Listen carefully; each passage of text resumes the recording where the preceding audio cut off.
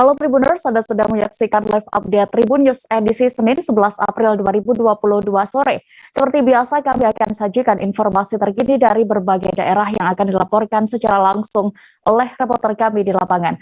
Bersama saya Diamita, kurang lebih 1,5 jam ke depan inilah live update selengkapnya.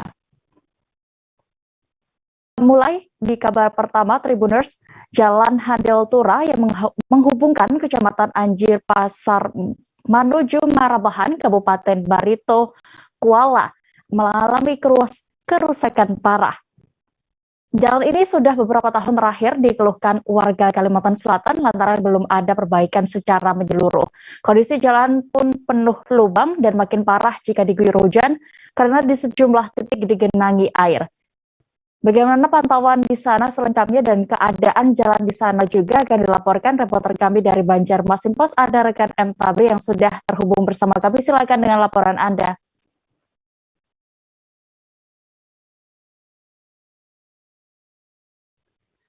Ya, terima kasih Dea. Tribuners dapat dikabarkan bahwasanya Jalan Handil Tura yang ada di Kecamatan Anjir Pasar menuju Marabahan yang berjarak sekitar 25 km itu mengalami kerusakan yang terbilang parah.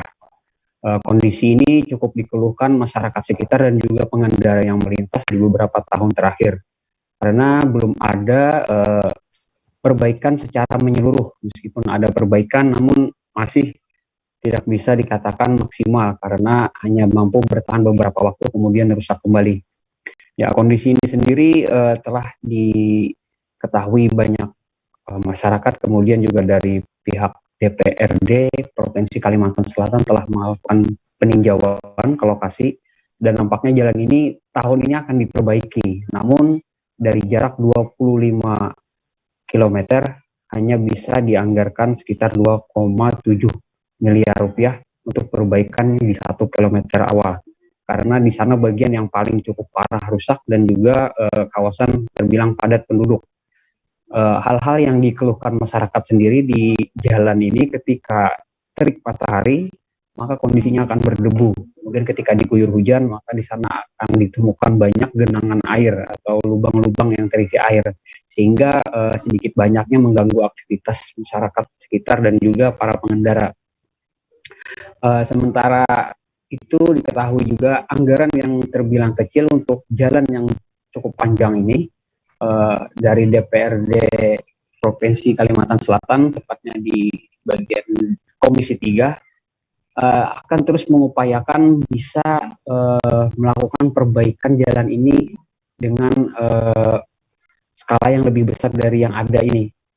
Karena dengan cara maksud saya dengan cara mencari peluang-peluang pada proyek-proyek APBN anggarannya. Karena jika hanya mengandalkan dari APBD provinsi itu masih belum bisa maksimal. Hal ini memang cukup beralasan juga dari anggota DPRD Komisi 3 tersebut bahwasanya Kabupaten Barito Kuala salah satu daerah yang bakal menjadi penyangga IKN yang akan datang. Batola sendiri dikenal sebagai daerah lumbung pangannya Kalimantan Selatan karena di sini banyak petani yang menghasilkan padi dengan jumlah yang lumayan besar hingga bisa menopang untuk pangan di Kalimantan Selatan. Ya, seperti itu mungkin yang dapat dilaporkan. Baik, terima kasih rekan M. Tabri untuk laporan Anda. Selamat bertugas kembali. Kita beralih ke Jawa Barat Tribuners. Bupati Bogor Ade Yasin mengunjungi keluarga bocah yang menjadi korban kekerasan di Desa Ragajaya, Kecamatan Bojonggede. Dalam kunjungan tersebut, ibu korban mengaku trauma dan ingin segera pindah rumah. Ade Yasin pun berjanji akan berupaya membantu keluarga korban untuk segera pindah rumah. Selengkapnya akan dilaporkan rekan Naufal Fauzi, reporter Tribun Bogor yang saat ini sudah bergabung bersama kami di sana. Silakan dengan informasi Anda. Baik, rekan Dea dan juga rekan-rekan Tribuners, kami informasikan bahwa Bupati Bogor Ade Yasin mengunjungi keluarga korban kekerasan anak yang masih berusia 8 tahun yang beberapa hari yang lalu sempat heboh karena diikat dan disetrika oleh ayah tirinya di Desa Ragajaya, Kecamatan Bojonggede, Kabupaten Bogor.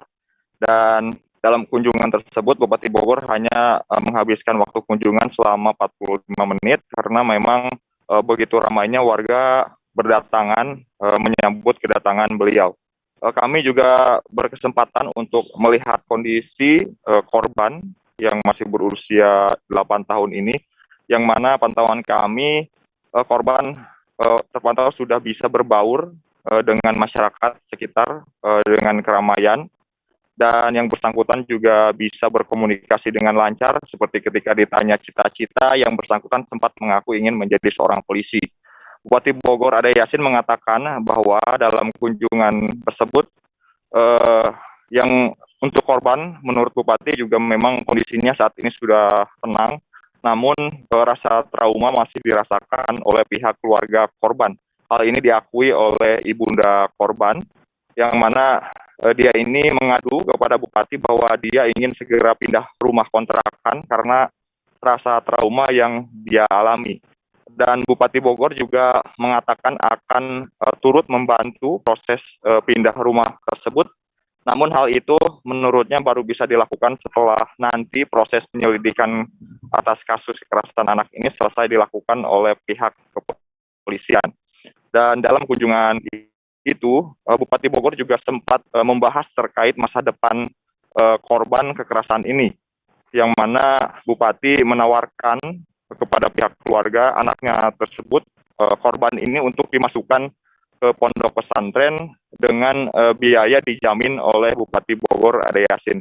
Dan kebetulan pihak keluarga pun menyambut positif usulan dari Bupati Bogor tersebut, karena memang sebelumnya pihak keluarga mengaku bahwa rencananya memang yang bersangkutan atau korban ini hendak rencananya dimasukkan ke sebuah pondok pesantren. Demikian. Baik, Tribuners, terkait kasus ini rekan Novel juga sudah melakukan wawancara bersama Bupati Bogor Ade Yasin. Berikut liputan lengkapnya. Barangkali karena situasinya juga rame, saya juga ngobrolnya baru sedikit, tetapi saya sudah paham apa yang memang terjadi dan juga kemauan ibu ya.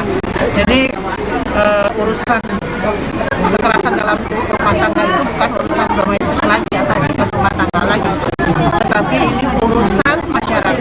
Apabila masyarakat ini yang harus ya diketahui oleh Pak RT, Pak RW dan Pak Lurah juga seluruh jajaran, kalau ada kekerasan dalam rumah tangga itu sudah masuk ke ranah hukum, artinya sudah menjadi delik aduan, boleh melaporkan, harus dilaporkan kepada pihak berwajib. Jangan dianggap ini adalah persoalan rumah tangga biasa, karena kalau kondisinya begini seperti anaknya yang kena, ini kan kasihan. Jadi tadi juga ibunya menyatakan bahwa ingin pindah dari sini. Saya akan upayakan untuk pindah, untuk kita fasilitasi untuk kontrakan rumah yang baru ya, karena di sini katanya trauma. Tetapi tidak secepat ini juga karena masih dalam penyelidikan polisi. Kalau setelah penyelidikan polisi baru dibolehkan untuk pindah dan nanti kita urus pemindahan. Untuk kondisi anaknya sendiri gimana, Bu? Kondisi anaknya sekarang sudah baik-baik, sangat baik ya. Mereka sudah tenang gitu ya. Karena di sini juga didampingi dari dinas sosial dengan trauma healing, dari KPAD juga turun, dan dari dinas terkait juga semua turun untuk menangani ini. Kita upayakan tidak terjadi lagi kejadian seperti ini. Dan sang suami yang melakukan itu sudah diproses di Polres. Seorang warga Kota Kupang, Nusa Tenggara Timur menjadi korban penipuan berkedok investasi trading emas. Penipuan dilakukan dari sebuah aplikasi trading bernama NIA. Korban mengaku mengalami kerugian hingga 600 juta rupiah. Bagaimana terkait kronologi kasus ini akan dilaporkan reporter Pos Kupang, ada rekan Christine Molihere yang sudah tersambung di sana. Silakan dengan informasi Anda. Baik rekan Dea, dari Kupang, Nusa Tenggara Timur, kami melaporkan bahwa di Kota Kupang terjadi tindakan penipuan yang dialami oleh salah satu warga Kota Kupang bernama MT alias Magdalena yang menjadi korban trading emas. Kasus itu terjadi sekitar awal tahun 2021. Kemudian awalnya itu dia diajak sama temannya untuk mengikuti investasi trading emas ini, dan temannya berkata bahwa untuk investasinya berada di Australia, sementara untuk pengumpulan emasnya berada di Malaysia. Terus temannya itu memberikan iming-iming bahwa dia juga pernah menjadi member di trading emas tersebut, aplikasi bernama NIA. Kemudian Magdalena ini tergiur sehingga dia mendaftarkan diri, dan temannya itu yang membuat akun.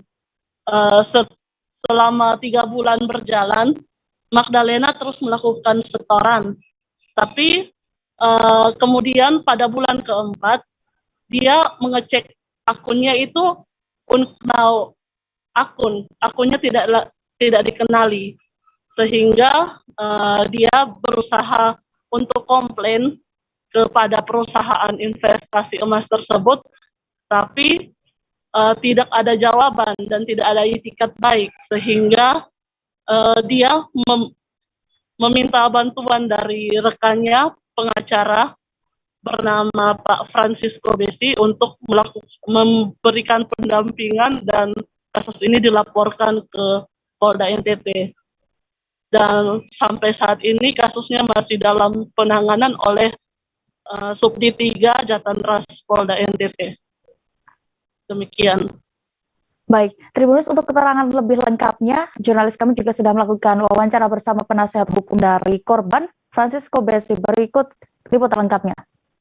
Saya mewakili Ibu Magdalena Chung, klien saya yang patut diduga menjadi korban penipuan investasi trading emas bernama NIA aplikasinya.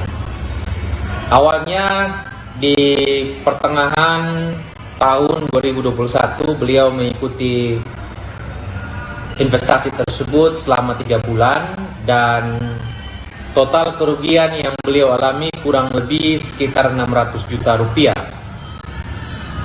Selanjutnya beliau kemudian melaporkan kasus ini di Polda Nusa Tenggara Timur, dan penyidik Polda Nusa Tenggara Timur bekerja dengan sangat baik. Perkembangan hasil laporan penyelidikan dari penyidik Polda NTT bahwa telah terjadi penggantian penyidik, sehingga prosesnya kemudian masih didalami oleh penyidik yang baru setelah mendapatkan berkas dari penyidik yang lama. Terakhir, himbauan saya kepada seluruh masyarakat Nusa Tenggara Timur, khususnya yang ada di Kota Kupang, agar berani untuk melaporkan kejahatan terkait dengan trading ataupun investasi ilegal yang tidak diakui oleh OJK maupun Bapepeti, sehingga penyidik kepolisian dalam hal ini Polda NTT bisa menangani laporan dari teman-teman semua. Tidak perlu takut, lampirkan bukti-bukti yang valid yang nantinya akan diverifikasi oleh penyidik dengan pemanggilan saksi-saksi, bukti surat, dan juga ahli untuk mendukung laporan dari masyarakat, sehingga kasus-kasus seperti Ibu Magdalena, klien saya, tidak terulang lagi di kemudian hari. 3 orang pelajar asal Bogor, Jawa Barat diamankan saat hendak mengikuti aksi demo mahasiswa di gedung DPR RI Jakarta Pusat hari ini, Senin 11 April. Saat diamankan, ketiganya terlihat mengenakan seragam sekolah. Ketiganya terciduk Satgas Pelajar di Stasiun Bogor saat hendak mengikuti aksi di Jakarta menggunakan komuter lain. Bagaimana kronologi pengamanan siswa SMA ini? Pelajar ini akan dilaporkan reporter kami dari Tribun Bogor, ada rekan Siti Fauzia. Silakan dengan laporan Anda. Ya, terima kasih rekan Dea. 3 orang pelajar asal Bogor diamankan saat hendak mengikuti aksi demo mahasiswa di gedung DPR RI Jakarta Pusat.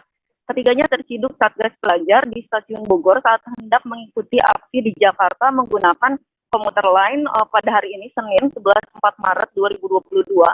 Terpantau ketiganya terlihat mengenakan seragam sekolah Tiga pelajar itu terdiri dari 2 orang laki-laki dan 1 orang perempuan. Menurut petugas, pelajar itu dari Sekolah PGRI 1 Lewiliang, Pandu Lewiliang, dan SMA Pertiwi. Dan petugas pun menuturkan dari hasil pemeriksaan ditemukan bahwa ketiganya hendak mengikuti aksi di Jakarta. Hal itu terbukti dari pesan singkat yang ada di ponsel mereka. Kemudian ketiga pelajar itu pun dibawa oleh petugas ke SMA Taruna Andiga di Kota Bogor untuk diperiksa lebih lanjut. Satgas pelajar pun kemudian menghubungi guru dari masing-masing sekolah mereka untuk menjemput siswanya. Terpantau pula 2 orang pelajar laki-laki pun ikut diamankan terlebih dahulu, namun berbeda kasus. Pelajar ini akan mengikuti PSG yang dimana diamankan untuk antisipasi saja. Terima kasih, rekan Dea. Baik, terima kasih untuk laporan Anda, rekan Fauzia. Selamat bertugas kembali. Ratusan mahasiswa menduduki kantor DPRD Kota Sorong, Papua Barat. Masa terdiri dari beberapa perguruan tinggi dan organisasi kepemudaan atau OKP di Kota Sorong. Masa aksi masuk ke dalam halaman kantor DPRD Kota Sorong dan melakukan orasi di sana. Selengkapnya dan juga bagaimana pantauan terkini di sana, kami sudah terhubung dengan reporter Tribun Papua. Silakan rekan Safwan Asari dengan laporan Anda. Ya, baik Dea dan juga Tribuners dimanapun Anda berada, hari ini dapat saya kabarkan dari Kota Sorong, Papua Barat bahwa terkait dengan aksi nasional yang digelar oleh seluruh mahasiswa di Indonesia, termasuk salah satunya yakni di Kota Sorong pada hari ini, sejumlah massa yang tergabung dalam aliansi mahasiswa dan juga sejumlah organisasi yang ada di organisasi kepemudaan yakni HMI dan OKP lainnya di Kota Sorong menggelar aksi di sejumlah titik hingga terpusat di kantor DPRD Kota Sorong itu sendiri, dan terpantau sejak pagi tadi masa aksi menggelar mengumpul massa di salah satu kampus di Kota Sorong dan bergerak menuju ke kantor DPRD Kota Sorong sekitar pukul 10 lebih waktu Indonesia Timur, dan setibanya di simpang 3 kilo 10 waktu kilo 10 distrik Sorong Timur, Kota Sorong, langsung masa aksi terpantau menggelar sedikit panggung orasi di simpang 3 kilo 10 tersebut, dan masa aksi lanjut melaksanakan perjalanan menuju ke kantor DPRD Kota Sorong, dan terpantau sejak pukul 2 masa aksi langsung masuk dan menggelar aksi di dalam gedung di halaman gedung DPR. Berdasarkan informasi yang kami peroleh, masa aksi sempat melaksanakan audiens dengan beberapa pimpinan, beberapa anggota DPRD Kota Sorong sendiri. Namun tuntutan awalnya masa aksi harus menemui pimpinan, dalam hal ini Ketua DPR. Namun sampai aksi beberapa jam menggelar aksi di kantor DPR Kota Sorong, tidak menemui pimpinan DPRD, maka masa aksi langsung melaksanakan orasi hingga beberapa jam di depan kantor DPRD sembari menunggu, namun tidak ditemui oleh Ketua DPRD Kota Sorong, dan masa aksi beberapa menit kemudian melaksanakan konsolidasi dengan beberapa OKP dan juga perguruan tinggi, pimpinan perguruan tinggi khususnya untuk organisasi mahasiswa yakni BEM, dan sekitar pukul 3 waktu Indonesia Timur sore tadi, masa aksi dengan terpaksa membacakan poin-poin tuntutan yang di dalamnya memuat terkait dengan kenaikan harga BBM, terkait juga dengan wacana penundaan pemilu, dan juga salah satunya yakni minyak goreng yang harusnya dikawal oleh isu minyak goreng, kelangkaan minyak goreng yang harusnya dikawal oleh anggota DPRD di Kota Sorong, karena beberapa waktu yang lalu berdasarkan informasi yang mereka dapat, minyak goreng di Kota Sorong sendiri telah langka dan beberapa orang tua dari masa aksi sempat kesulitan untuk mendapatkan stok minyak goreng begitu dia. Baik, terima kasih rekan Savan untuk laporan Anda dari Kota Sorong, Papua Barat. Selamat kembali bertugas. Kami jeda sejenak, Tribuners, tetaplah di live update Tribun News. Oke, apa kabar Bang Arif di sini untuk strateginya?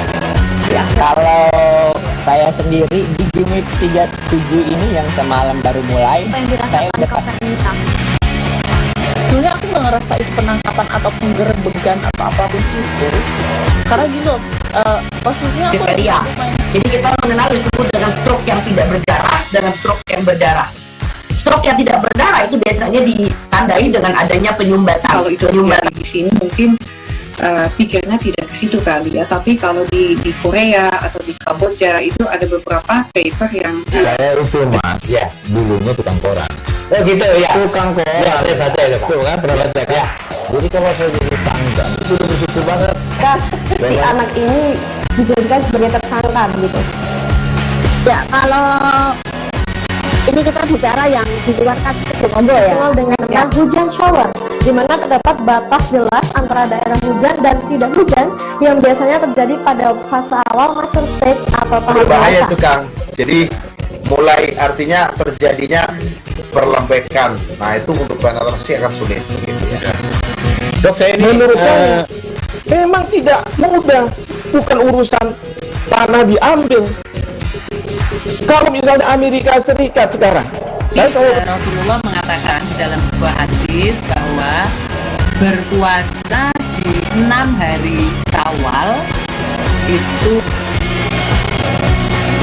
Oke, apa kabar Bang Arif di sini untuk strateginya? kalau saya sendiri di Jumit 37 ini yang semalam baru mulai, saya udah sebenarnya aku nggak ngerasa itu penangkapan atau penggerbegan atau apapun itu. Karena gitu, posisinya aku Jadi kita mengenal disebut dengan stroke yang tidak berdarah dengan stroke yang berdarah. Stroke yang tidak berdarah itu biasanya ditandai dengan adanya penyumbatan. kalau itu penyumbatan di sini mungkin pikirnya tidak ke situ kali ya, tapi kalau di Korea atau di Kamboja itu ada beberapa paper yang saya itu mas ya dulunya tukang koran. Oh gitu ya, Tukang koran ya, saya baca ya Pak. tuh kan pernah baca kan jadi kalau saya jadi pangdam itu udah bersyukur banget. Si anak ini dijadikan sebagai tersangka begitu. Ya, kalau ini kita bicara yang di luar kasus Kombo ya. Dikenal dengan nama hujan shower, di mana terdapat batas jelas antara daerah hujan dan tidak hujan yang biasanya terjadi pada fase awal master stage atau tahap Berbahaya dewasa. itu Kang. Jadi mulai artinya terjadinya perlembekan. Nah itu untuk penetrasi akan sulit begitu ya. Dok, saya ini Menurut saya memang tidak mudah, bukan urusan tanah diambil.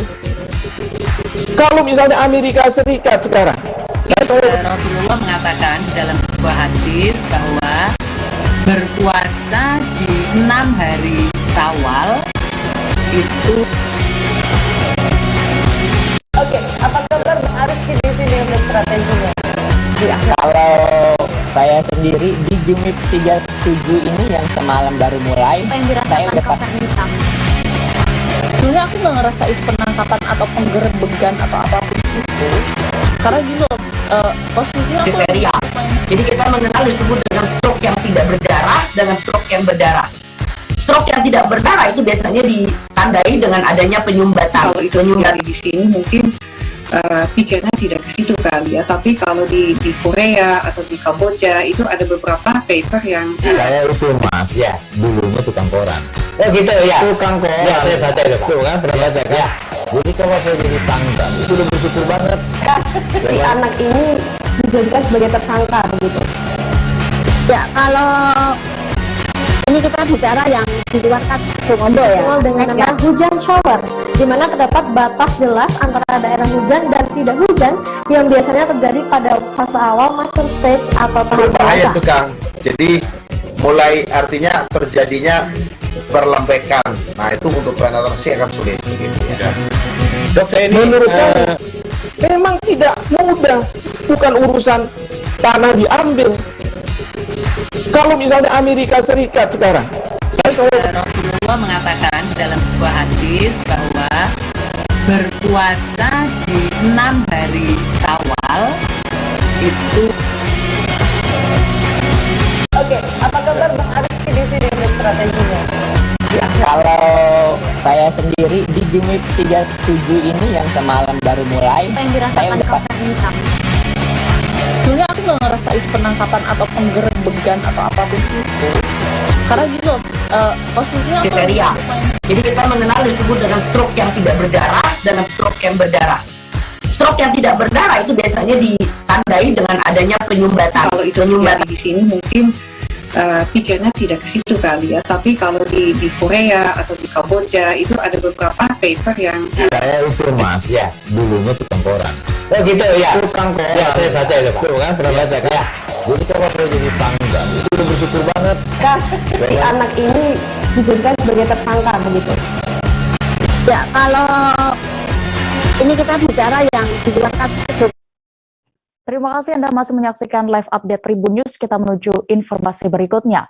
Masa aksi dari Aliansi Badan Eksekutif Mahasiswa Seluruh Indonesia atau BMSI dan Serikat Mahasiswa lainnya menggelar orasi di depan gedung DPR RI Gatot Subroto, Jakarta Pusat pada hari ini Senin 11 April.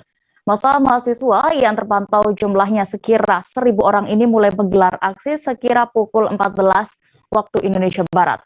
Sebelum menggelar aksi, mereka melakukan long march yang diketahui mulainya dari kawasan depan gedung TVRI Senayan. Bagaimana pantauan situasi aksi saat ini di sana? Kami sudah terhubung dengan jurnalis Tribun News. Ada rekan Rizky Sandi Saputra di sana. Silakan dengan laporan Anda. Ya, selamat sore Dea dan juga Tribuners. Bisa disampaikan bahwa saat ini saya Rizky Sandi Saputra sedang berada tepat di depan gedung DPR RI Jakarta Pusat begitu. Di mana Dea pada hari ini seperti yang tadi disampaikan Aliansi Mahasiswa dari Badan Eksekutif Mahasiswa Seluruh Indonesia atau BMSI telah melakukan aksi unjuk rasa untuk menuntut pemerintah mengabulkan beberapa tuntutannya. Di mana dalam tuntutan ini mereka meminta adanya penundaan atau wacana penundaan pemilu dan juga presiden periode 3 periode gitu untuk dibatalkan dan dihapuskan. Jadi mereka juga meminta kepada pemerintah untuk menstabilkan harga bahan pokok seperti halnya minyak goreng dan juga terutama bahan bakar minyak dalam hal ini Pertamax begitu. Mereka juga meminta beberapa tuntutan lain yang dimana mereka kata dia alasan menggelar aksi di depan gedung DPR ini karena gedung DPR merupakan rumah rakyat dan mereka akan menyampaikan itu langsung kepada perwakilan rakyat. Sebagaimana informasi Dea, sejatinya aksi ini digelar di kawasan istana begitu yang tepatnya di kawasan Patung Kuda. Hanya saja pada H-1 aksi tersebut digelar, BMSI memutuskan untuk memindahkan lokasi aksi. Dea bisa disampaikan dan juga Tribuners bahwa aksi yang melibatkan mahasiswa BMSI dalam hal ini tadi sempat ricuh gitu dikarenakan adanya diduga penyusup di luar aliansi mereka yang memasuki barisan masa aksi. Tadi aksi saling lempar batu hingga botol begitu minuman bermerek juga tadi alhasil tadi juga pihak kepolisian sempat menembakkan tembakan gas air mata ke arah masa aksi begitu yang membuat seluruh masa aksi bertaburan gitu berhamburan hingga ke beberapa jarak 100 meter hingga tempat saya berdiri ini sendiri Dea bisa sampaikan saya berdiri sekitar 100 meter dari depan pintu gedung DPR RI. Di sini mahasiswa juga masih tetap standby begitu berjaga dan juga di area jalan tol yang sudah ditutup area jalan tol lingkar dalam ini baik dari arah Gatot Subroto menuju Tomang dan juga Grogol maupun sebaliknya itu sudah ditutup pihak kepolisian dan saat ini pihak kepolisian sudah mulai standby begitu di area jalan tol ini untuk mungkin melakukan pemukulan mundur agar masa aksi segera berakhir gitu mengingat sudah pukul 4 sore juga. Ya bisa disampaikan bahwa kondisi saat ini cukup mengkhawatirkan begitu dan juga para pengendara yang hendak melalui jalan ini disarankan untuk melalui jalur alternatif, begitu ya. Baik, terima kasih rekan Rizky melaporkan langsung dari Gedung DPR RI Jakarta. Selamat bertugas kembali. Kita beralih ke Kaltara Tribuners. Ali Mokhtar Ngabalin, tenaga ahli utama kantor staf Presiden, melepas topi atau peci red miliknya saat berkunjung ke Tanjung Selar. Momen unik ini terjadi saat Gubernur Kaltara Zainal Apaliwang hendak memasangkan singal di kepala Ali Ngabalin. Bagaimana acara tersebut berlangsung akan dilaporkan pantauan kami dari Tribun Kaltara. Saat ini kami sudah terhubung dengan rekan Georgie Santana Silalahi. Silakan rekan Georgie. Baik, selamat sore Dea. Pada hari ini saya akan menginformasikan bahwa Ali Mokhtar Ngabalin selaku tenaga ahli utama kantor staf Presiden KSP dan juga merupakan ketua umum PP Bakomubin saat ini sedang menghadiri pelantikan pengurusan wilayah PW Badan Koordinasi Mubalik se-Indonesia Bakomubin Kaltara di Gedung Gadis Pemprov Kaltara, di mana ada momen unik pada saat pelantikan pengurus di Kalimantan Utara bahwa Ali Mokhtar Ngabalin diberikan untuk pertama kalinya singal khas Bulungan yang di mana ciri khas utama dari Ali Mokhtar Ngabalin selalu menggunakan berupa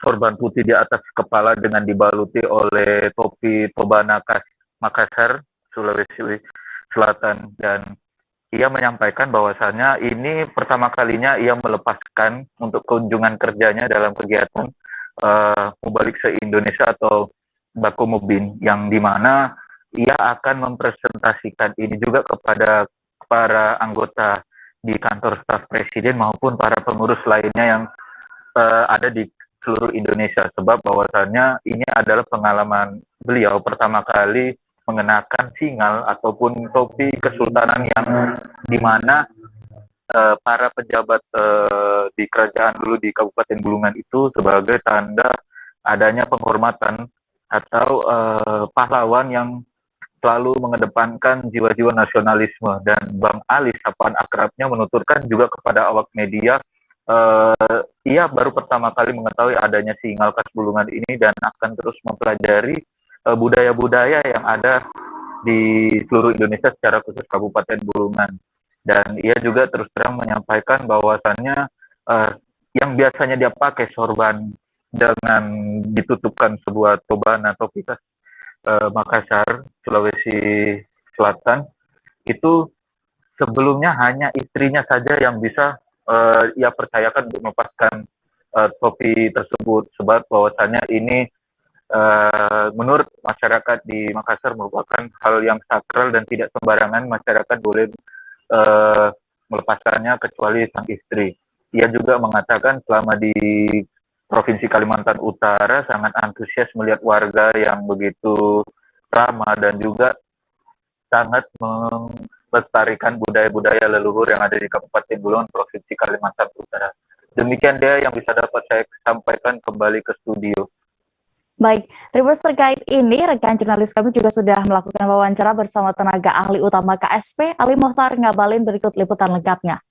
Topi itu mesti Umi yang lepas dari kepala, karena bagi anak Bugis Makassar, kami dari Sulawesi Selatan, itu topi tobone. Kalau orang melihat Bang Ali pakai topi itu, kemudian banyak yang senang, banyak yang suka, itu karena dipasang oleh istri.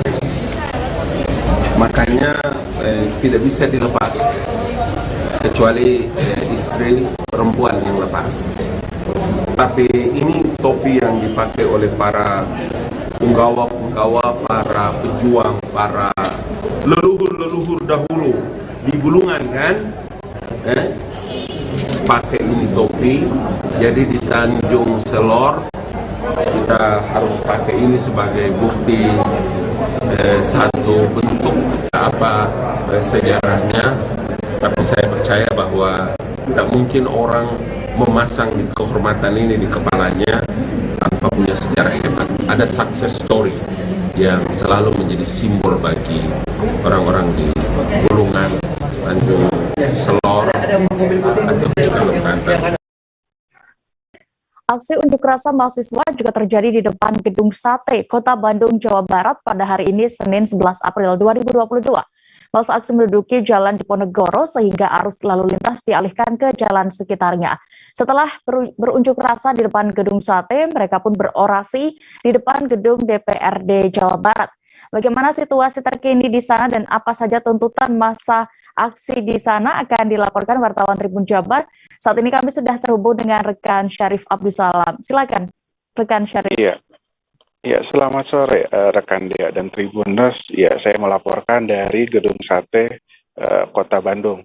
Seperti yang diberitakan tadi bahwa ratusan mahasiswa dari berbagai universitas dan organisasi mendatangi Jalan Diponegoro yang merupakan jalan yang lokasi Gedung Sate dengan kantor DPRD Provinsi Jawa Barat. Jadi diketahui ada dua kelompok massa yang berunjuk rasa, yaitu yang depan Gedung Sate yang merupakan kantor Gubernur Jawa Barat dan yang ada di depan kantor DPRD Provinsi Jawa Barat.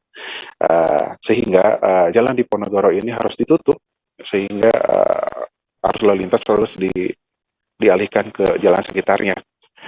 Mereka mulai berdatangan sejak pukul 13 waktu Indonesia Barat dari berbagai universitas dan organisasi. Mereka pun sempat membakar ban di badan jalan. Awalnya mereka hanya sekitar 100 atau 200 orangan. Namun semakin sini sekitar pukul 2 sore atau jam 15 itu semakin banyak mahasiswa yang berdatangan dari universitas dan organisasi yang lainnya. Mereka tuntutannya sama, yaitu memprotes kenaikan harga bahan bakar dan harga kebutuhan pokok, termasuk kenaikan pajak juga mereka protes, dan juga isu terkait dengan wacana presiden 3 periode, itu juga mereka protes. Dan uniknya di sini sekitar pukul 15 itu hujan turun deras disertai dengan tanda guntur atau petir. Namun ada separuh di masa itu bertahan untuk berorasi mengelilingi ban yang dibakar itu sambil bernyanyi-nyanyi dan untuk mengangkat badan mereka, sedangkan separuhnya lagi itu berteduh di bawah pepohonan atau di gedung-gedung sekitarnya. Kemudian hingga beberapa menit lalu massa masih bertahan di depan Gedung Sate, sedangkan yang di depan kantor DPRD itu sudah membubarkan diri setelah mereka menemui perwakilan dari DPRD. Kemudian pengamanan sendiri dilaksanakan dengan ketat di sini. Ada ratusan personel kepolisian dan TNI, kemudian pemasangan kawat berduri juga di objek-objek vital, yaitu Gedung Sate dan kantor DPRD Jawa Barat. Dan ya sampai sekarang masih berlangsung aksi demonstrasi dan walaupun hujan masih turun. Ya, sekian rekan Dea laporan dari Bandung, Jawa Barat. Baik, Tribuners, terkait unjuk rasa di Gedung Sate ini, rekan Syarif juga sudah melakukan wawancara bersama koordinator aksi dari UPI, Andika Vibio. Berikut liputan lengkapnya kami tampilkan. Ya, ini kan elemen masyarakat juga ikut ya di sini gitu kan. Seperti itu mungkin. Tuntutannya apa sih? Tuntutan yang pertama itu mengenai adanya ini ya, inkonstitusional Undang-Undang 1945 pasal 7, yaitu yang membahas kurang lebih tentang 5 periode tersendiri gitu, 5 tahun untuk 2 periode sendiri. Karena kan dari skema politik yang ada, kita bisa asumsikan bahwa sekarang itu dari kepemimpinan itu mau diperpanjang, dan di samping dari itu pun juga ya adanya kenaikan PPN, PP, ya pokoknya kurang lebih ya bahan pokok itu udah naik ya, dan kelangkaan minyak dan lain sebagainya itu berdampak pada distribusi. Dan di samping dari itu pun juga kita lagi menuntut apa aja sih sekiranya itu yang menjadi ini ya janji-janji dari Jokowi maupun dari Ma'ruf Amin sendiri itu yang belum terrealisasikan. Nah, seperti itu mungkin 3 tuntutannya. Mungkin lebih kurangnya juga nanti kita bisa bahas di sini secara orasi gitu. Pengadilan Negeri Jakarta Pusat hari ini Senin 11 April dijadwalkan menggelar sidang pra-peradilan agenda kasus mafia minyak goreng. Sidang ini beragendakan pembacaan gugatan dari Masyarakat Anti Korupsi Indonesia atau MAKI melawan Menteri Perdagangan Muhammad Lutfi. Bagaimana berjalannya sidang kali ini dan juga hasilnya akan dilaporkan wartawan kami dari Tribun News. Ada rekan Danang Triatmojo di sana. Silakan dengan laporan Anda. Ya baik Dea, Pengadilan Negeri Jakarta Pusat hari ini memang dijadwalkan menggelar sidang pra-peradilan agenda pembacaan gugatan dari Masyarakat Anti Korupsi Indonesia melawan Menteri Perdagangan Muhammad Lutfi terkait nihilnya tersangka dalam kasus mafia minyak goreng. Namun sidang perdana hari ini terpaksa ditunda lantaran pihak termohon tidak menghadiri persidangan. Hakim Tunggal tadi Dewa Ketut Kartana menerangkan pihak termohon sudah dipanggil secara resmi sejak Selasa 5 April 2022. Namun, termohon membalas surat tersebut dengan menyatakan tidak hadir. Alasannya, karena termohon masih membutuhkan waktu tambahan untuk menyiapkan dokumen administrasi dan kelengkapan sidang. Oleh karena surat pemberitahuan dari pihak termohon tersebut, maka sidang perdana pembacaan gugatan ini diputuskan ditunda selama 1 pekan dan digelar kembali pada Senin 18 April 2022 mendatang. Koordinator MAKI, Boyamin Saiman, mengaku kecewa atas mangkirnya Lutfi di persidangan tadi. Boyamin menilai alasan waktu untuk melengkapi dokumen dan administrasi merupakan alasan yang mengada-ada. Sebab Pengadilan Negeri Jakarta Pusat sudah sejak 1 pekan lalu memanggil secara resmi pihak tergugat. Padahal menurutnya jika tergugat sudah menjalankan tugasnya mengatasi kelangkaan dan kenaikan harga minyak goreng, maka semestinya dokumen administrasi dan kelengkapan terkait gugatan sudah siap untuk dibawa ke persidangan. Terlebih, Mendak Lutfi saat di DPR sudah menyatakan keyakinannya akan ada penetapan tersangka dalam perkara mafia minyak goreng. Berkas dan data terkait kasus ini juga sudah lengkap dan diserahkan ke Mendak ke pihak kepolisian. Sehingga menurut Boyamin, sikap Mendak Lutfi yang tak hadir di persidangan merupakan cermin dari wajah birokrasi yang kurang menghormati proses pengadilan. Demikian, Dea. Baik, terima kasih rekan Danang melaporkan dari Jakarta. Selamat bertugas kembali. Kita beralih ke Kepulauan Riau. Tribuners, wisata religi rasanya memang tidak asing lagi jika dilakukan saat memasuki bulan suci Ramadan. Kepulauan Riau bisa menjadi pilihan Anda karena memiliki wisata religi yang tersebar hampir di setiap kabupaten kota. Satu di antaranya ada Masjid Raya Sultan Riau Penyengat. Bagaimana pantauan di sana? Akan disampaikan rekan jurnalis kami dari Tribun Batam. Kami sudah terhubung dengan rekan Rahmatika. Silakan rekan Tika. Baik, terima kasih Dea. Dapat diinformasikan bahwa Masjid Sultan Raya Riau Penyengat ini biasa dikenal oleh masyarakat adalah Masjid Penyengat, berada di Pulau Penyengat, tepatnya di Provinsi Kepulauan Riau. Nah, Masjid Penyengat ini kononnya berdiri ratusan tahun lalu, itu sekitar tahun 1837. Di mana masjid ini berdiri di bawah kepemimpinan saat itu Sultan Abdurrahman.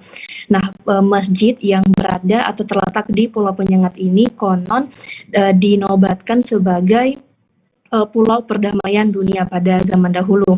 Nah, Masjid Penyengat ini kabarnya juga dibangun menggunakan putih telur. Nah, di dalam Masjid Penyengat ini terdapat 17 kubah yang dibangun oleh para sultan terdahulu, di mana 17 kubah ini memiliki filosofi tersendiri. 17 kubah ini mengambil dari rukun sholat sebanyak 17 rakaat. Sementara itu di Masjid Penyengat ini juga terdapat 13 buah anak tangga, kemudian juga terdapat 4 buah menara. Di Masjid Penyengat ini juga identik dengan warna kuning yang sudah ada sejak zaman dahulu. Nah, selama bulan Ramadan juga di Masjid Penyengat ini tidak hanya warga dari Provinsi Kepulauan Riau saja yang datang atau berkunjung melihat atau sekedar ingin tahu seperti apa masjid peninggalan sejarah Riau Lingga ini. Tidak hanya jadi pengunjung juga datang dari berbagai luar daerah Kepulauan Riau seperti dari Banjarmasin. Nah, selama bulan Ramadan juga di sini para pengelola masjid juga menyediakan makanan berbuka puasa bagi wisatawan lokal yang berkunjung ke Masjid Penyengat. Untuk akses ke Masjid Penyengat ini kita membutuhkan waktu sekitar 15 menit menggunakan perahu atau kapal kayu dengan tarif biayanya itu sekitar 7.000 untuk sampai ke Pulau Penyengat dari Pelabuhan Tanjung Pinang. Nah, di dalam Masjid Penyengat ini juga terdapat peninggalan Al-Quran yang saat itu ditulis tangan oleh Sultan Abdurrahman, di mana ia menyelesaikan Al-Quran yang ditulis tangan ini pada tahun 1867. Selain itu, di Masjid Penyengat ini juga terdapat makam-makam para sultan terdahulu. Nah, biasanya pengunjung akan ramai itu pada saat Ramadan dan juga Idul Fitri. Nah, sekian yang dapat saya laporkan, Dea. Baik, Tribuners, untuk lebih detailnya lagi, rekan Tika juga sudah sempat melakukan wawancara bersama salah seorang wisatawan lokal dari Banjarmasin bernama Gigi. Berikut liputan lengkapnya kami tampilkan.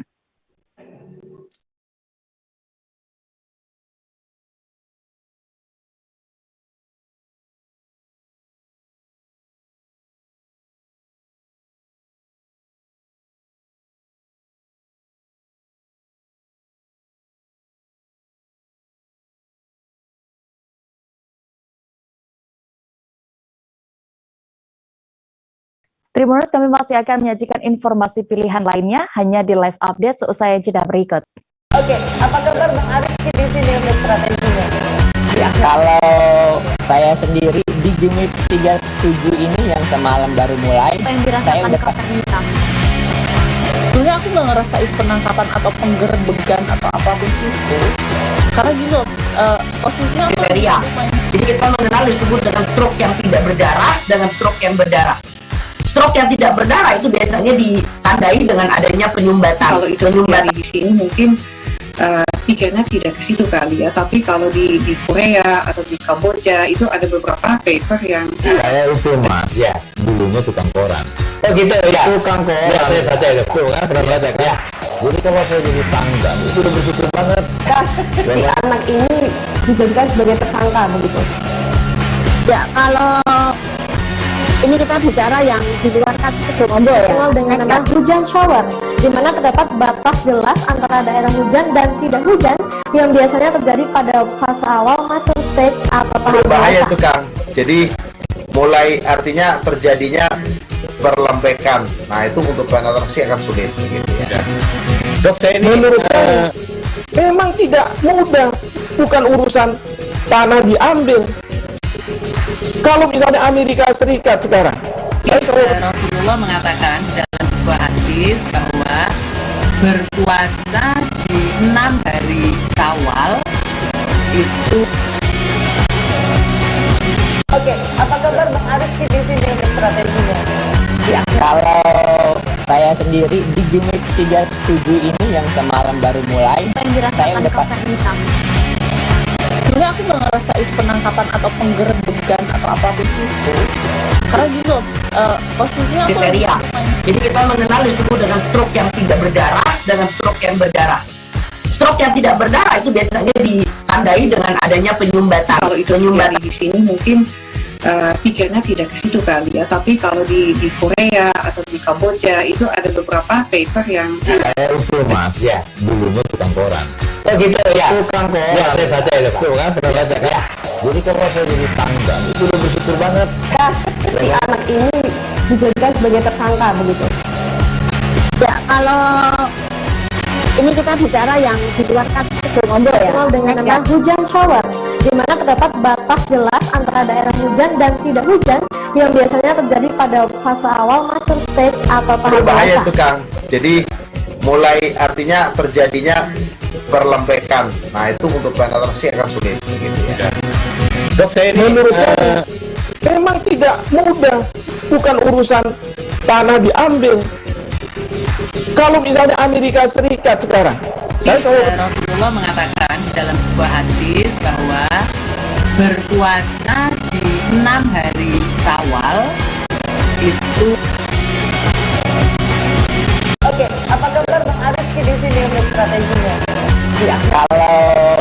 saya sendiri di Jumip 37 ini yang semalam baru mulai, saya udah pasti.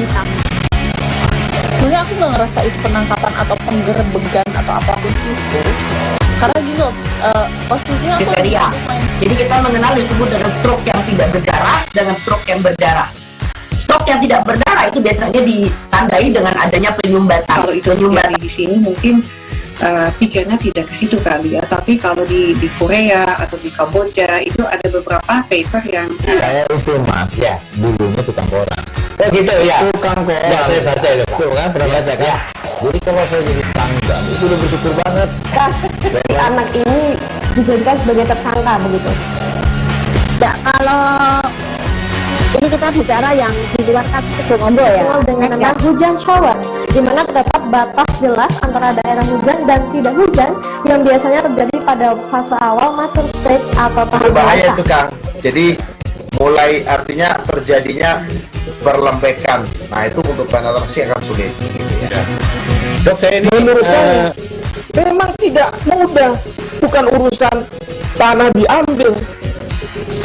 Kalau misalnya Amerika Serikat sekarang, Rasulullah mengatakan dalam sebuah hadis bahwa berpuasa di 6 hari Syawal itu. Oke, apa kabar Bang Arif di sini untuk strateginya? Kalau saya sendiri di Jumip 37 ini yang semalam baru mulai, saya udah pasti. Sebenarnya aku nggak ngerasa itu penangkapan atau penggerebegan atau apapun itu, karena gini loh, posisinya aku kriteria. Jadi kita mengenal disebut dengan stroke yang tidak berdarah dengan stroke yang berdarah. Stroke yang tidak berdarah itu biasanya ditandai dengan adanya penyumbatan. Kalau itu terjadi di sini mungkin pikirnya tidak ke situ kali ya, tapi kalau di Korea atau di Kamboja itu ada beberapa paper yang Saya itu mas, ya dulunya tukang koran. Oh gitu ya. Tukang koran. Ya, saya baca itu. Tuh kan, pernah baca kan? Jadi kalau saya jadi tangga, itu udah bersyukur banget. Si anak ini dijadikan sebagai tersangka begitu. Ya, kalau ini kita bicara yang di luar kasus Situbondo ya. Dikenal dengan nama hujan shower, di mana terdapat batas jelas antara daerah hujan dan tidak hujan yang biasanya terjadi pada fase awal mature stage atau tahap Berbahaya dewasa. itu Kang. Jadi mulai artinya terjadinya perlembekan. Nah itu untuk penetrasi akan sulit. Gitu ya. Dok, saya ini menurut saya memang tidak mudah, bukan urusan tanah diambil. Kalau misalnya Amerika Serikat sekarang, Rasulullah mengatakan dalam sebuah hadis bahwa berpuasa di 6 hari Syawal itu. Oke, apa kabar Bang Arif di sini untuk strateginya? Ya, kalau saya sendiri di Jumip 37 ini yang semalam baru mulai, saya udah pasti.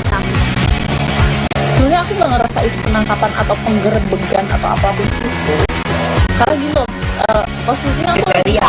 Jadi kita mengenal disebut dengan stroke yang tidak berdarah dengan stroke yang berdarah. Stroke yang tidak berdarah itu biasanya ditandai dengan adanya penyumbatan. kalau itu terjadi di sini mungkin pikirnya tidak ke situ kali ya, tapi kalau di Korea atau di Kamboja itu ada beberapa paper yang Saya itu mas, ya dulunya tukang koran. Oh gitu ya. Tukang koran. Ya, saya baca itu. Tuh kan, pernah baca kan? Jadi kalau saya jadi tangga, itu udah bersyukur banget. Si anak ini dijadikan sebagai tersangka begitu. Ya, kalau ini kita bicara yang di luar kasus Situbondo ya. Kembali di live update Tribun News. Kita menuju informasi berikutnya. Tribuners, tolak jabatan Presiden 3 periode, ratusan mahasiswa demo di kantor DPRD Maluku pada hari ini Senin 11 April 2022. Mereka terlebih dahulu mendatangi kantor Gubernur Maluku untuk menyampaikan aspirasi. Terlihat massa membawa sejumlah spanduk dan poster yang berisi beberapa poin tuntutan dari aksi yang dilakukan. Apa saja tuntutan itu dan bagaimana jalannya aksi tadi akan dilaporkan rekan reporter kami dari Tribun Ambon. Ada rekan Dedi Aziz yang sudah siap dengan laporannya. Silakan rekan Dedi. Ya, terima kasih rekan Dea dan Tribuners. Memang dapat kami laporkan bahwa tadi pagi telah terjadi demonstrasi besar-besaran di Kota Ambon menyoal penolakan Jokowi 3 periode yang menjadi salah satu poin tuntutannya. Masa aksi yang berasal dari sekurang-kurangnya 7 universitas di Kota Ambon mendatangi kantor Gubernur Maluku untuk menyampaikan aspirasi di hadapan Gubernur Maluku Murad Ismail. Terlihat mereka membawa sejumlah spanduk dan poster yang berisi beberapa poin tuntutan aksi yang dilakukan. Salah satu tuntutannya yang sudah dilaporkan tadi bahwa mereka menolak penundaan pemilu 2024 yang terindikasi akan berdampak pada perpanjangan masa jabatan Presiden Republik Indonesia. Penolakan kenaikan harga BBM dan kelangkaan minyak goreng pun menjadi isu serius yang diteriakan para mahasiswa ini. Aparat gabungan juga sudah berjaga terutama di gedung DPR karena setelah melakukan demonstrasi di depan kantor Gubernur Maluku, maka masa aksi rencananya akan bertolak ke DPRD Maluku. Di kantor Gubernur Maluku, Wakil Gubernur Maluku Barnabas Nathaniel Orno kembali menemui masa aksi seperti yang sudah biasa dilakukan pada demonstrasi sebelumnya.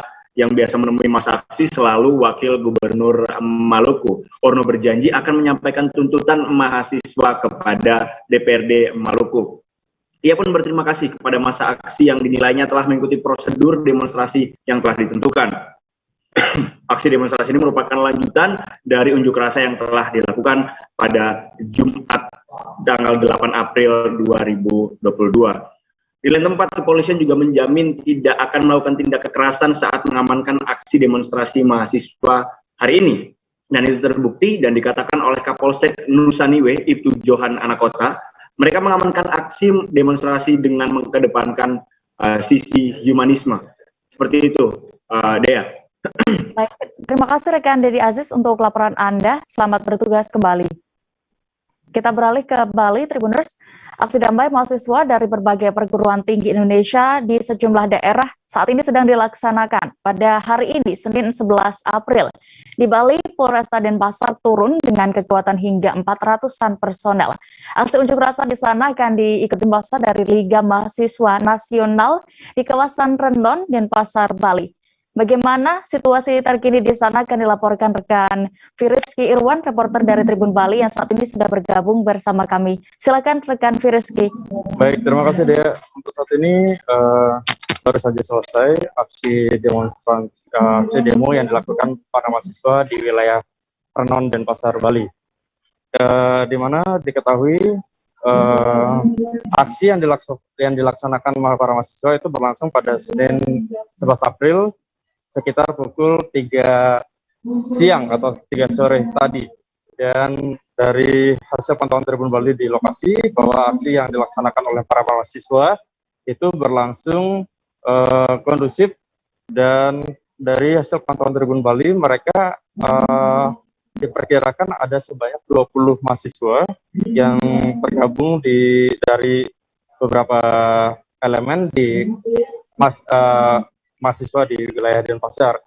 Dan untuk pengamanan sendiri, ini Polresta Denpasar bersama TNI dan Satpol PP termasuk juga Pecalang setempat wilayah Kota Denpasar itu juga menjaga keamanan kondusivitas dari aksi demo yang dilakukan mahasiswa. Terhitung dari total anggota yang terjun itu diperkirakan ada 363 personil gabungan, dan di mana pengamanan dilakukan kepada mahasiswa yang bergerak dari parkiran Timur Renon menuju pintu masuk Bajra Sandi dan menuju ke arah DPRD Provinsi Bali hingga ke pintu masuk kantor Gubernur Bali. Dan aksi yang disampaikan para mahasiswa tadi sudah dilaksanakan dan ada beberapa hal yang disampaikan para mahasiswa, termasuk mengenai harga BBM,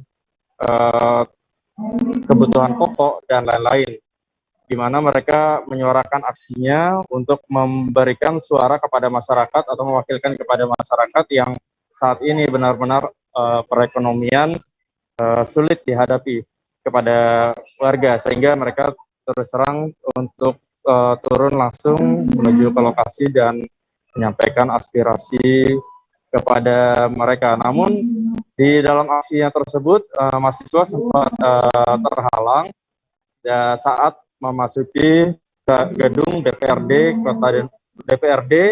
Provinsi Bali, di mana ada penjagaan ketat yang dilakukan oleh pihak keamanan sehingga tidak diperkenankan untuk masuk ke dalam, sehingga mereka melakukan penyegelan berupa poster yang dibawa, itu diperkirakan ada 7 dan ditaruh di pintu masuk atau gerbang kantor DPRD Kota Denpasar. Selanjutnya mereka bergerak ke kantor Gubernur Bali untuk menyampaikan aksi damai yang dilakukan para mahasiswa. Hingga saat itu semua situasi berjalan aman dan kondusif. Begitu, Dea. Baik, terima kasih rekan Firisky untuk laporan Anda dari Denpasar, Bali. Selamat kembali bertugas. Terima kasih. Komisi Pemberantasan Korupsi atau KPK memeriksa politikus Partai Demokrat Andi Arief hari ini Senin 11 April 2022. Andi Arief diperiksa sebagai saksi terkait kasus dugaan korupsi yang menjerat Bupati nonaktif Penajam Pasir Utara Abdul Ghafur Mas'ud. Pemanggilan terhadap Andi Arief hari ini diketahui merupakan penjadwalan ulang dari pemeriksaan sebelumnya. Bagaimana hasil dari pemeriksaan ini dan juga pengakuan dari Andi Arief akan dilaporkan rekan Ilham Rian Saputra, jurnalis Tribun News yang sudah bergabung bersama kami di sana. Silakan dengan laporan Anda. Baik, terima kasih Dea. Sebagaimana disampaikan barusan, tim penyidik KPK telah menyelesaikan pemeriksaan terhadap Ketua Badan Pemenangan Pemilu Partai Demokrat Andi Arief pada Senin siang. Usai diperiksa sekitar 2 jam, Andi Arief mengaku diberikan 7 pertanyaan oleh tim penyidik KPK. Salah satu materi pemeriksaan yang dikonfirmasi tim penyidik kepada Andi Arief, ya ini terkait mekanisme musyawarah daerah atau musda Partai Demokrat di Kalimantan Timur. Di sisi lain, Andi Arief mengaku tidak pernah berkomunikasi dengan Bupati nonaktif Penajam Pasir Utara Abdul Ghafur Mas'ud. Sementara PLT juru bicara KPK Ali Fikri belum memberikan hasil pemeriksaan yang digali dari Andi Arief. Ali baru mengatakan pihaknya akan mendalami serta menggali informasi dan mengonfirmasi data sekecil apapun kepada para saksi, dalam hal ini Andi Arief. Demikian, Dea. Baik, Tribunnews terkait ini rekan Ilham juga sudah melakukan wawancara bersama Andi Arief dan PLT juru bicara KPK Ali Fikri. Berikut liputan lengkapnya. Saya diperiksa 2 jam ya, 2 jam tentang mekanisme musda dan bukan tugas saya sebenarnya, tapi tadi udah saya jelaskan tentang bagaimana pelaksanaan musda. Itu aja. Apa memang dalam musda itu atau Anda sendiri pernah berkomunikasi misalkan dengan Bupati Penajamnya atau Abdul Ghafur yang mungkin sehingga perlu dikonfirmasi itu seperti apa sebenarnya? Enggak, mekanismenya aja. Oh, musdanya saja. Soal mekanisme musda. Oh, gitu. Apakah Bapilu menyelenggarakan musda ataukah bidang lain? Bapilu nggak ada urusan sama musda. Oh, gitu. Soal pencalonan, katanya informasi kan sempat merebak nih soal ada pencalonan Abdul Ghafur sendiri untuk mengikuti di DPP atau pencalonan menjadi ketua DPD di Kalimantan, itu apa benar? Enggak ada benar ya?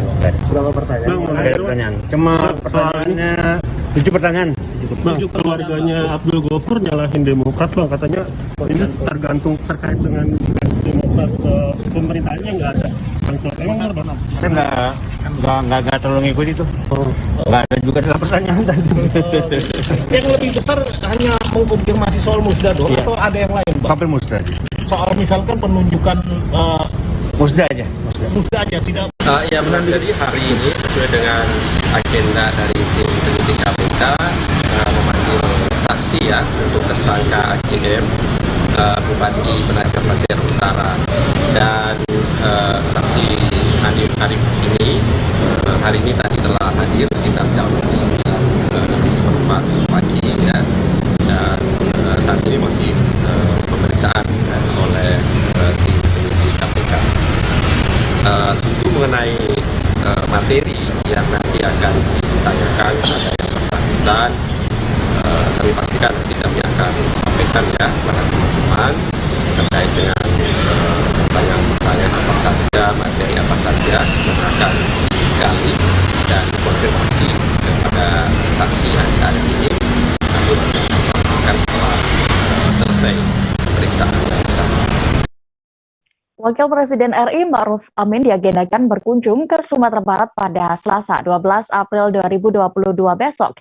Dari Bandara Internasional Minangkabau, Padang Pariaman, rombongan Wapres akan menggunakan jalur darat menuju kota Bukit Tinggi.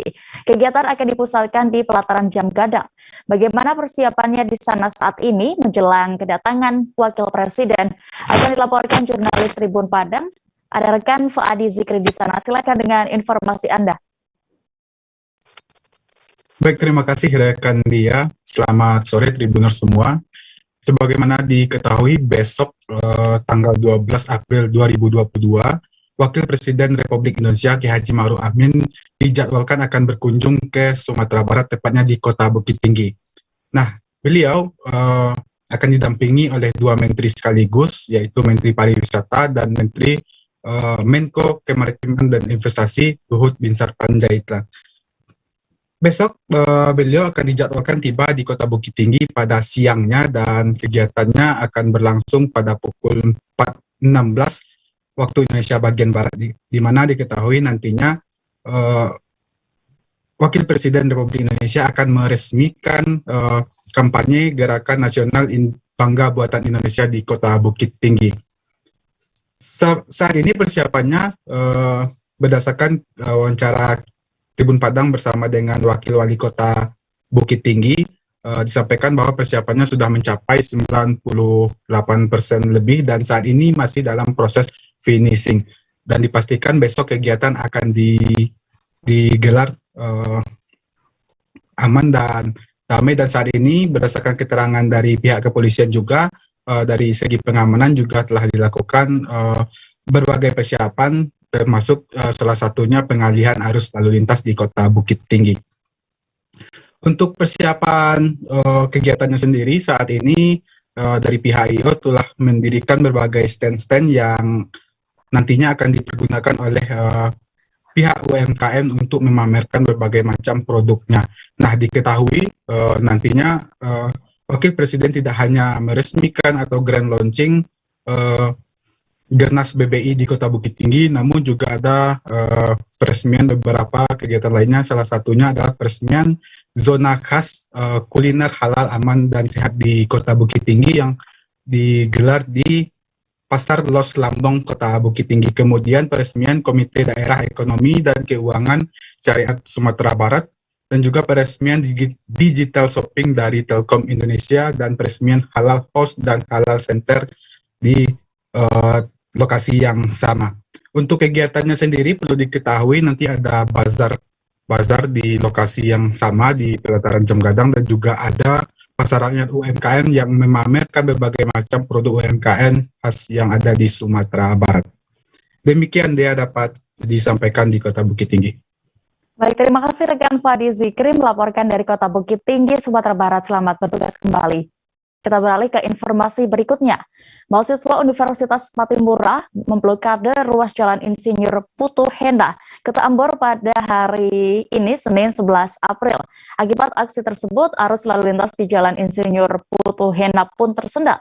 Puluhan aparat keamanan terus melakukan penjagaan agar tidak terjadi kejadian yang tidak diinginkan.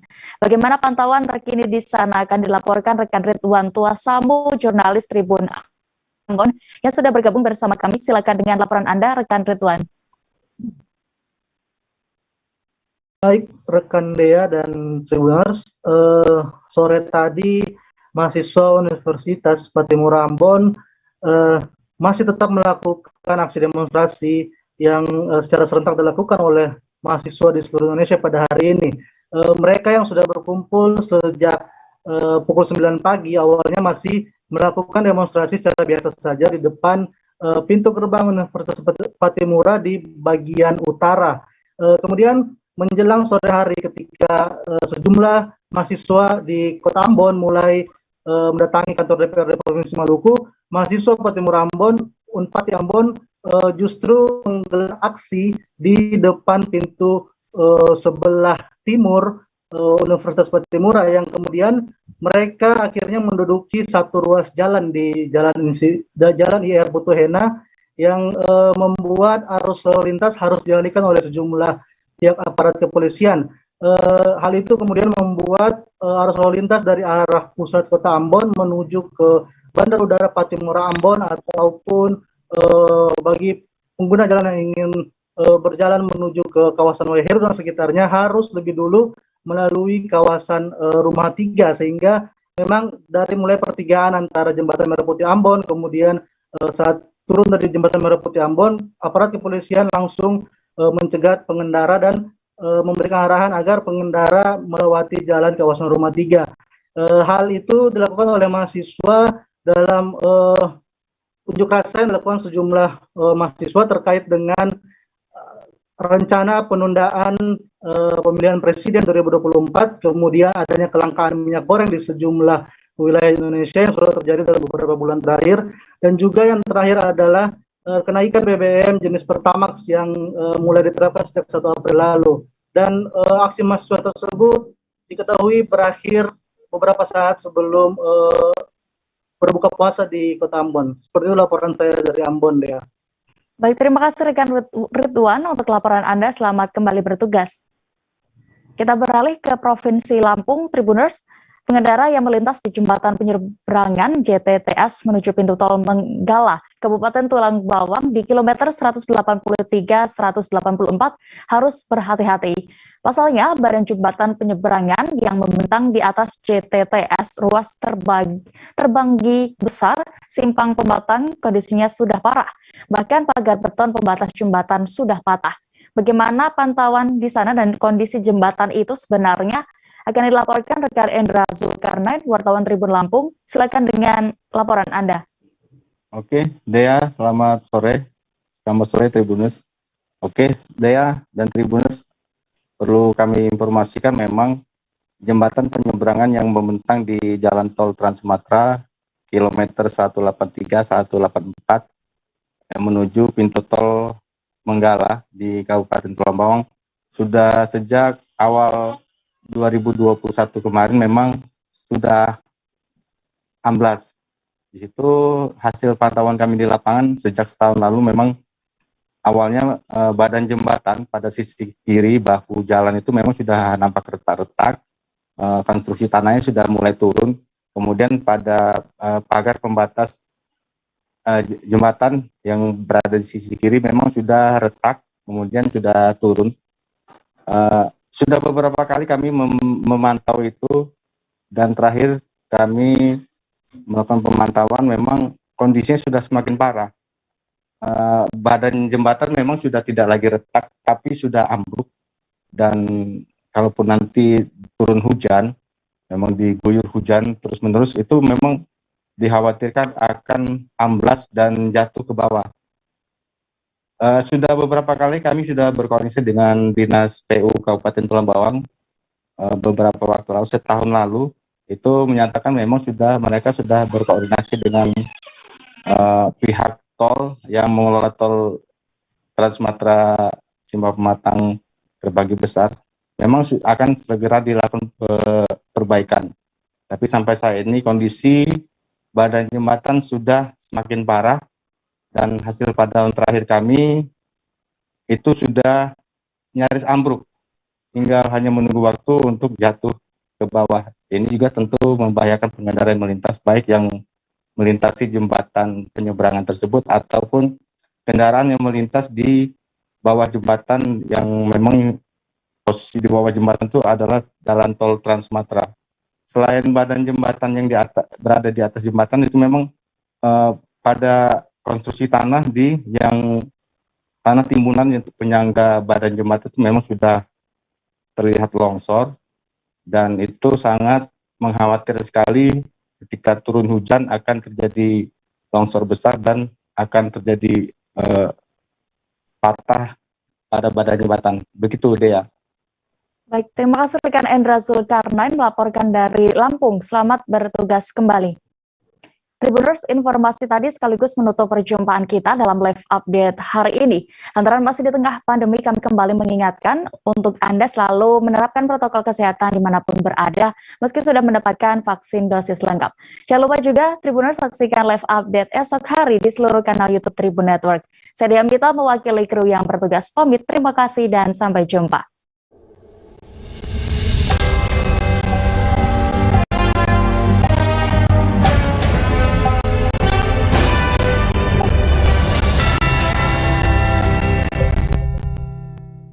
Jangan lupa like, subscribe, dan share ya.